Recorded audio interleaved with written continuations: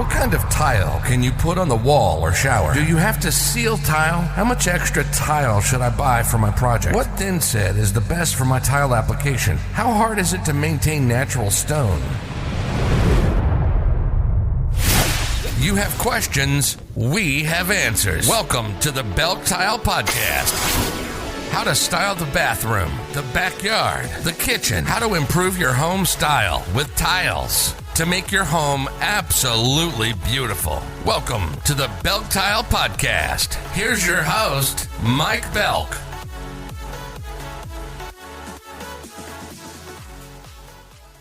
Hey everyone, welcome back to the Belk Tile Podcast. I'm Mike Belk, and as always, I'm here with Abby. Today we're diving into a question that honestly comes up all the time. Should your kitchen and bathroom tiles match, or is it better to mix things up? Hey Mike, yeah, this is one of those debates that just never seems to go away. I was scrolling through Reddit the other night, dangerous, I know, and there was this huge thread with people arguing both sides. Some folks swear by matching everything for that seamless look, but others think it's, well, kind of boring. Right, and I get where both sides are coming from. I actually had a client a couple years back, super nice couple, really wanted their kitchen backsplash and bathroom floor to be identical. At first, it sounded like a good way to tie the spaces together, but once it was all done, the house just felt, I don't know, a little flat, like you walked from one room to the next, and it was almost like deja vu. No real sense of transition or personality. Exactly, and that's what a lot of designers are saying now. There's no hard rule that says you have to match, and honestly, most pros recommend you don't. I love the idea of a home being in conversation with itself. Like you want some cohesion, but not a copy-paste situation.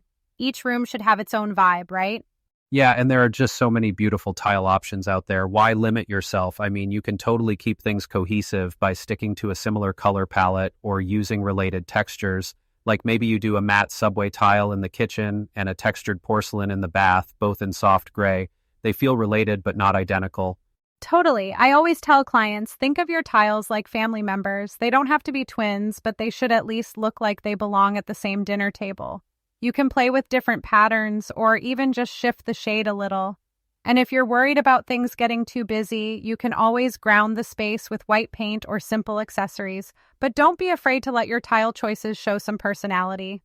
Yeah, and honestly, sometimes too much cohesion just turns into monotony. You want a little surprise as you move through the house, like let the kitchen be bold and the bathroom be a little more serene, or vice versa. It's all about balance.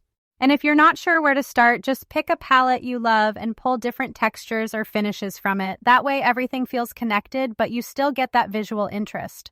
It's like what we talked about in our episode on black tile trends. Mixing up finishes and patterns can totally change the mood of a space. Exactly. And if you're ever in doubt, just remember there's no tile police. Do what feels right for your home and your style.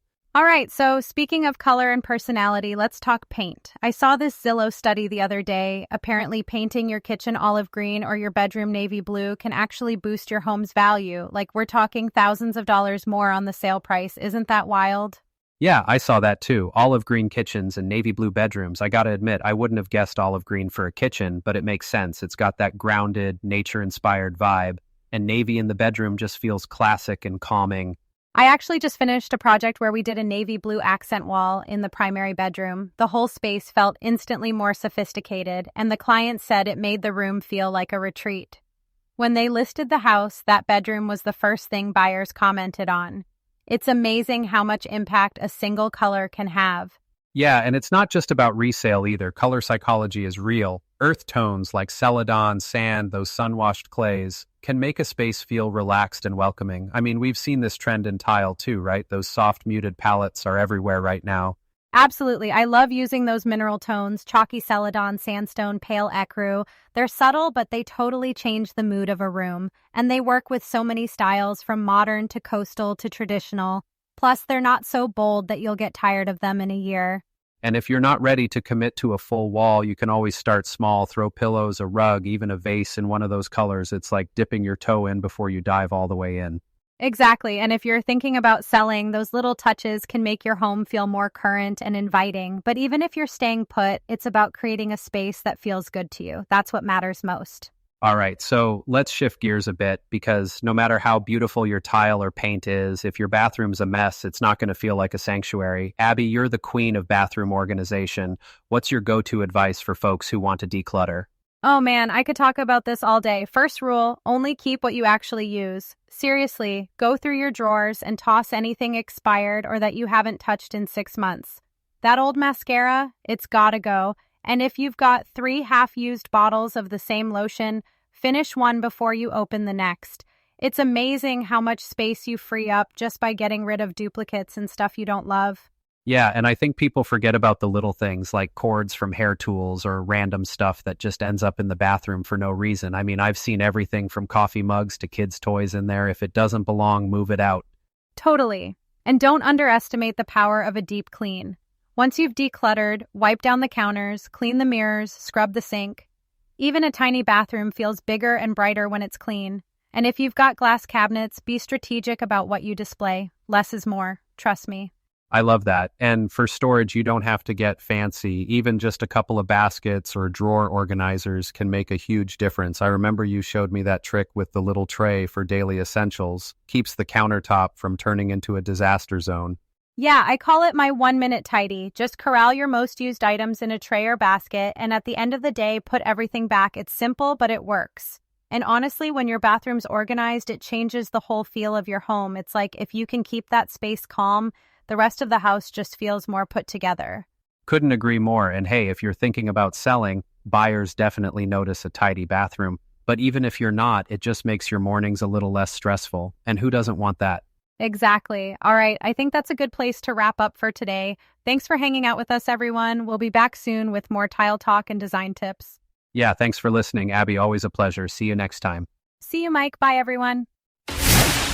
You've been listening to the Belk Tile Podcast.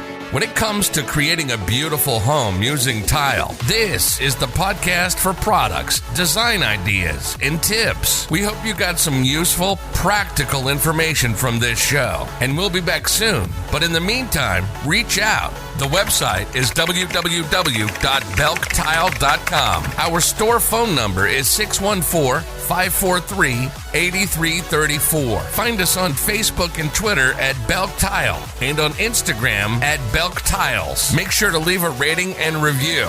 And if you have questions or comments, reach out. And we'll talk about it on the next show. Till next time.